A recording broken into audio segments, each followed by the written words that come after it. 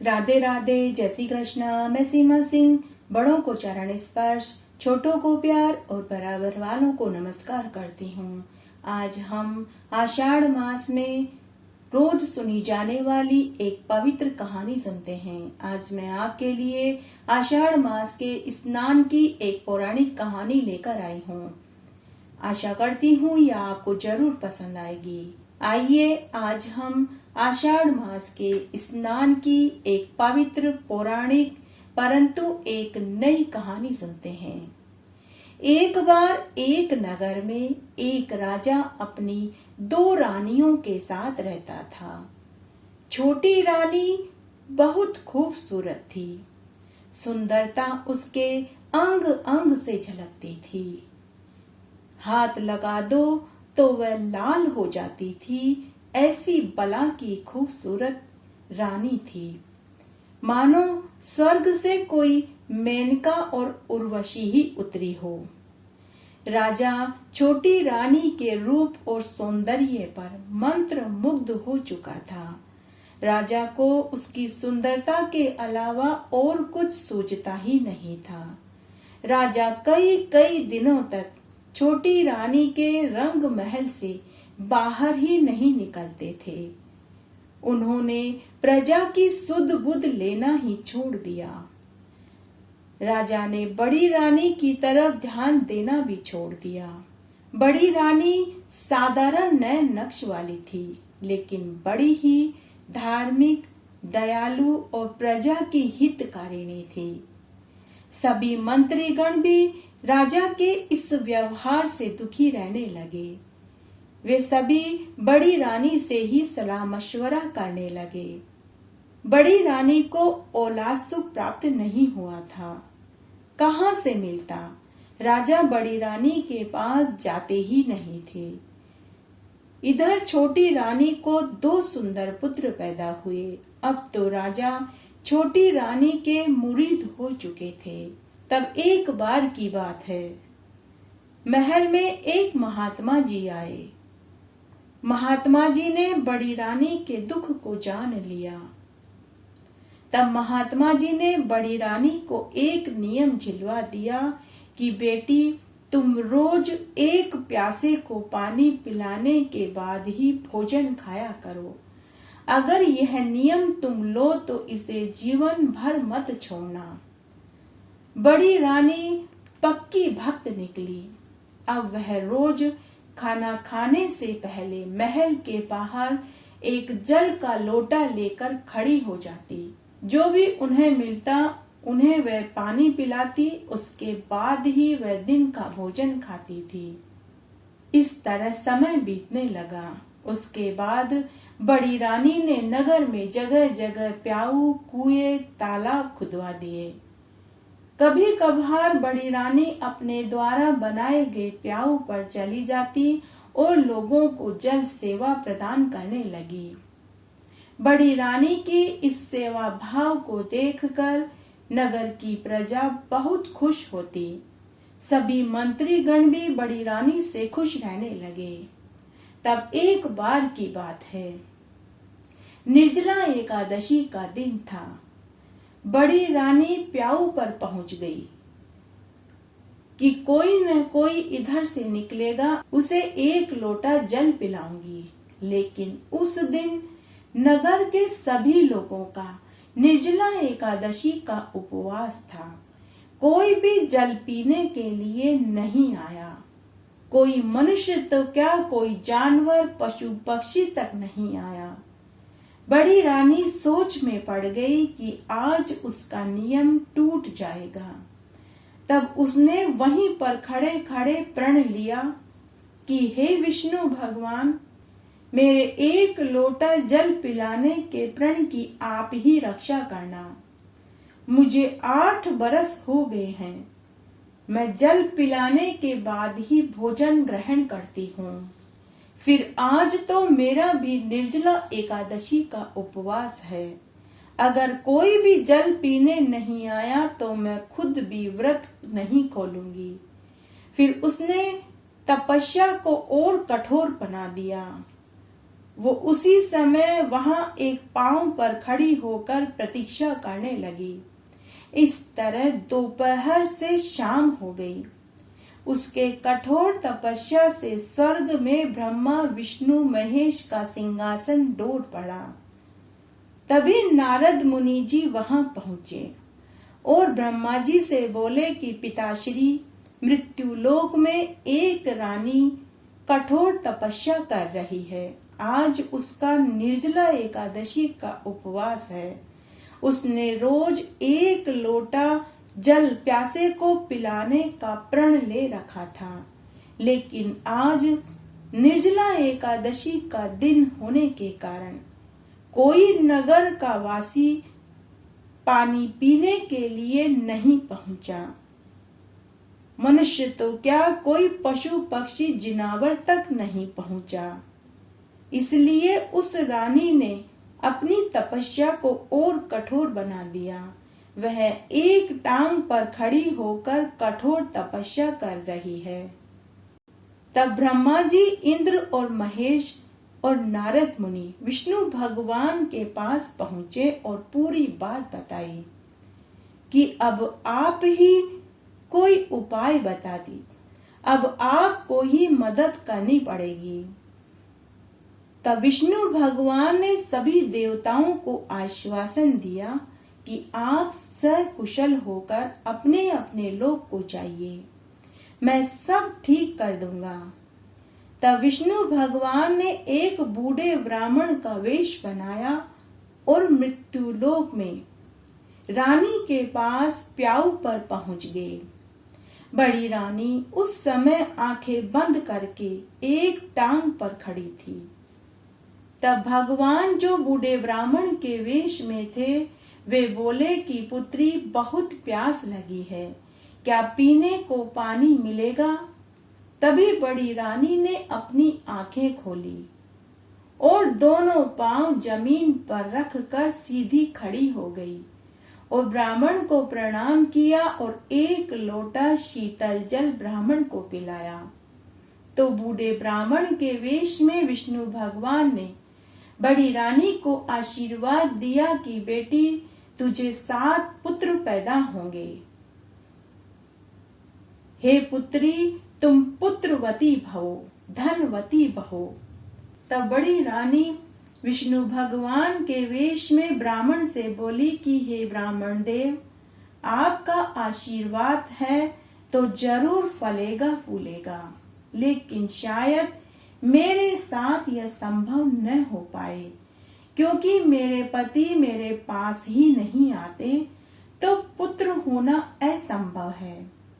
तब ब्राह्मण वेश में भगवान विष्णु ने अपनी झोली में से एक आम बड़ी रानी को दिया और कहा कि पुत्री, मेरा दिया वरदान कभी खाली नहीं जाता। अगर तुम्हारा पति तुम्हारे साथ नहीं रहता तो तुम इस आम को अपने पति को खिलाना, फिर इस झूठे आम को तुम खाना, तो उससे तुम्हें गर्भ ठहर जाएगा और तुम्हें 1 नहीं 7 पुत्र पैदा होंगे और वे सभी बड़े ही संस्कारी, आज्ञाकारी, शूरवीर और चक्रवर्ती राजा बनेंगे। तब बड़ी रानी ने बूढ़े ब्राह्मण के वेश में भगवान विष्णु की चरण धूलि अपने सिर से लगाई और आम लेकर महल में आ गई। उसके बाद उसने निर्जला एकादशी का उपवास खोला। दूसरे दिन बड़ी रानी छोटी रानी के महल के बाहर राजा के निकलने का इंतजार करने लगी। राजा छोटी रानी के कक्ष से दिन में एक बार सूर्य भगवान के दर्शन करने के लिए बाहर आते थे। जैसे ही राजा कक्ष से बाहर आए और सूर्य नारायण भगवान के दर्शन करके प्रणाम करके वापस कक्ष में जाने लगे, तभी बड़ी रानी ने राजा को आम खाने को दिया। भगवान विष्णु का इसे चमत्कार ही कहें कि राजा ने बिना सोचे विचारे आम को चूस लिया और बचा हुआ आम बड़ी रानी को दे दिया। बड़ी रानी ने राजा के छूटे आम को खाया। इस तरह समय व्यतीत होने लगा। 3-4 महीने में ही रानी को गर्भ ठहर गया। 7वें महीने में रानी का गर्भ महल में सभी को दिखाई देने लगा। तो महल में ही नहीं, पूरे नगर में यह समाचार आग की तरह फैल गया कि राजा बड़ी रानी के साथ सोए ही नहीं तो रानी को गर्भ कैसे ठहर गया। जब छोटी रानी की दासी और बांदियों ने छोटी रानी को बड़ी रानी के गर्भ वाली बात बताई, तब छोटी रानी ने अपनी दासियों और बांदियों से कहा कि राजा जी मुझे एक पल छोड़कर भी नहीं गए, तो बड़ी रानी कैसे गर्भवती हुई। छोटी रानी ने इस बात में नमक मिर्च लगाकर राजा को बता दी। यह सुनते ही राजा को महान क्रोध आया। राजा ने आव देखा न ताव बड़ी रानी को उल्टा, कलंकनी, वेश्या अनेक गालियां दी और उसका पक्ष सुने बिना ही उसे महल से निकाल दिया। बड़ी रानी ने राजा से बहुत विनती करी कि महाराज कृपया करके एक बार मेरी बात पूरी सुन लीजिए, उसके बाद आप जो कहेंगे मैं वही करूंगी। लेकिन राजा ने बड़ी रानी की एक नहीं सुनी। बड़ी रानी रोती बिलखती महल छोड़कर चली गई। उसने महल ही नहीं नगर ही छोड़ दिया और पड़ोसी राज्य में जाकर एक शिव मंदिर में सीढ़ियों पर जाकर बैठ गई। तभी वहां एक बुजुर्ग साहूकार पति पत्नी मंदिर दर्शन करने आए। वो रोज दर्शन करने आते थे और भगवान से औलाद सुख मांगते थे। साहूकार पति पत्नी के पास धन की कोई कमी नहीं थी, लेकिन उन्हें एक महान दुख था कि उन्हें उनके धन का उपभोग करने वाला उनके घर कोई संतान नहीं था। साहूकार पति पत्नी ने जब एक गर्भवती स्त्री को मंदिर की सीढ़ियों पर दीनहीन हालत में देखा तो उनको उसके ऊपर बहुत दया आई। उन्होंने उससे रुपए देने चाहे, लेकिन बड़ी रानी ने भीख लेने से इनकार कर दिया और बोली कि अगर आप मेरी मदद करना चाहते हैं तो मुझे अपने घर में कोई काम दे दीजिए। तभी साहूकार पति पत्नी ने कहा कि बेटी हमारे कोई औलाद नहीं है। हम रोज भगवान से यहाँ औलाद मांगने आते थे। शायद भगवान ने तुम्हें हमारे लिए ही भेजा है। भगवान ने आज हमारी मन्नत पूरी कर दी। बेटी अगर तुम बुरा न मानो तो क्या हम तुम्हें अपनी बेटी बनाकर के घर ले चल सकते हैं। बेटी तुम कौन हो, कहाँ से आई हो, तुम्हें ऐसी हालत में तुम्हारे ससुराल वालों ने क्यों छोड़ दिया। तब बड़ी रानी सिर्फ इतना बोली कि माँ जी मैं बड़ी दुखियारी हूँ, मैं बड़ी करम जली हूँ, मेरा कोई नहीं, मेरे पति ने मुझे घर से निकाल दिया है। तब साहूकार पति पत्नी बड़ी रानी को अपनी बेटी बनाकर के घर ले आए और उसकी सेवा में एक दासी और एक दाई को लगा दिया और उसे अच्छे से अच्छा भोजन आदि देने लगे। 10वें महीने में रानी को एक नहीं 7 पुत्र पैदा हुए और वे सभी तंदुरुस्त, स्वस्थ और सुंदर पैदा हुए। साहूकार पति पत्नी की तो खुशी का ठिकाना ही नहीं रहा। वे मनी मन सोचने लगे कि भगवान ने उन्हें औलाद का सुख तो नहीं दिया, लेकिन बच्चों की परवरिश का सुख जरूर दिया है। साहूकार पति पत्नी के घर में खूब चहल पहल होने लगी। बड़ी रानी ने कुछ ही दिनों में घर का सारा कामकाज संभाल लिया। बच्चों की देखरेख साहूकार पति पत्नी करने लगे। बड़ी रानी ने अपने 7 पुत्रों को सभी शिक्षाएं दी। घुड़सवारी, तैराकी, तीरंदाजी, अस्त्र शस्त्र चलाना, सभी शिक्षा दिलवाई। 7 पुत्र बड़े ही संस्कारी और आज्ञाकारी और बलवान निकले। वे साहूकार पति पत्नी को नाना नानी कहकर बुलाने लगे। बड़ी रानी ने यहाँ पर भी तालाब, प्याऊ, कुआं आदि खुलवाए। साहूकार के पास धन की कोई कमी नहीं थी। यहाँ पर भी बड़ी रानी ने रोज 1 लोटा जल प्यासे को पानी पिलाने का नियम जारी रखा और उसने यह नियम अपने बच्चों को भी झिलवा दिया। साहूकार पति पत्नी जब यह देखते तो उन्हें बहुत खुशी मिलती। तब एक दिन साहूकार दंपति ने बड़ी रानी से कहा कि बेटी, अगले जन्म में हम भगवान से तुम्हारी जैसी ही बेटी मांगेंगे। हम धन्य हैं जो हमें तुम्हारी जैसी सुसंस्कृत बेटी भगवान ने दी। बड़ी रानी ने साहूकार पति पत्नी की खूब सेवा करी। उधर राजा की हालत दयनीय हो चुकी थी। राजा पूरा समय छोटी रानी से लगा रहता था। उसने प्रजा की सुध बुध लेना ही छोड़ दिया था। पूरा मंत्रिमंडल और प्रजा भी राजा से दुखी थे। जब एक दिन पड़ोसी राजा को राजा की कमजोरी का पता चला तो पड़ोसी राजा ने मंत्रियों से साठगांठ कर ली और राजा पर आक्रमण कर दिया। राजा लड़ाई के लिए तैयार नहीं था। राजा के मंत्रियों ने राजा के साथ विश्वासघात किया। पड़ोसी राजा ने राज्य को हथिया लिया। अब राजा अपनी छोटी रानी और दोनों पुत्रों को लेकर दर दर की ठोकरें खाने लगा। जंगल जंगल, वन वन भटकने लगा। इस तरह कई दिन बीत गए। तब एक बार राजा रानी और उनके दोनों पुत्र भूख और प्यास से व्याकुल बैठे थे। तब उस नगर की प्रजा के लोगों ने उनसे कहा कि आप हमारे गांव के साहूकार के घर जाइए। वो सबकी मदद करते हैं, आपकी भी मदद करेंगे।